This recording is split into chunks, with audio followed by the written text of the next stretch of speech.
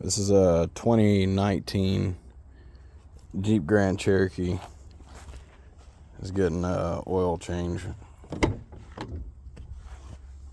Manufacture date is 08 of 18. This has the 3.6. Yes, 3.6 liter. So if you've never taken it off before on any of these 3.6s, they're exactly the same. Well, for the most part. You take your oil cap off, take the center cover here off. It looks like this. You just pull up in the front, slide out. And then you have one 10mm bolt here. Don't put it back in if you don't want to. It's not going to change anything by leaving it off, because you have one grommet here, one there, and one back there. This cover does not move, and if it did rattle, it wouldn't rattle enough to even hear it inside the vehicle or outside of the vehicle. So the oil filter on this specific one, I think it's in my vehicle, but it's down here. This is a 27mm. Take a 27mm shallow or deep socket, doesn't really matter. Put it on there, turn it loose, pull it up slowly. That way you have a chance to let all of the oil drain out. Take the old oil filter off, put it in a plastic bag, dispose of it properly.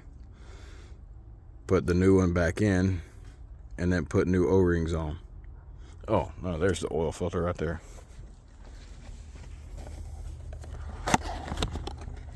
From STP, this filter is S11665. It comes pre-installed with one filter, or one O-ring, but the other one is down in the bottom there. There you go. That goes onto the cap itself.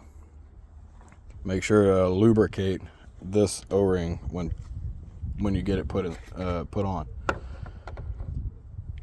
The underside of it is easily accessible. There's nothing blocking these, even though it's a 2019 and usually 2015 and up, they had so much plastic on that you could not access them.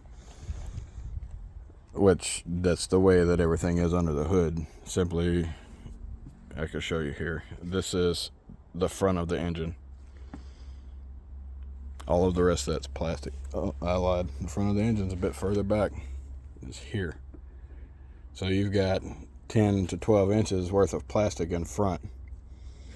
It seems like a bit overkill to me.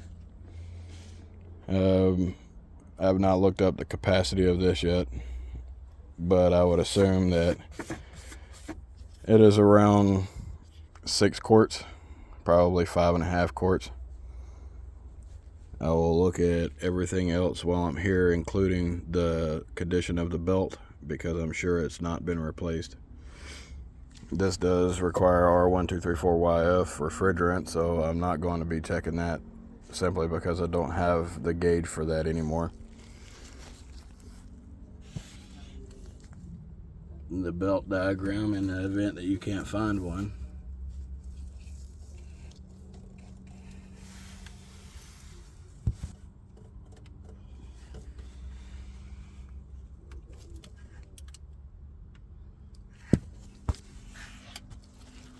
It's a little close quarters in there. This phone is about 6 inches, and that is not 6 inches.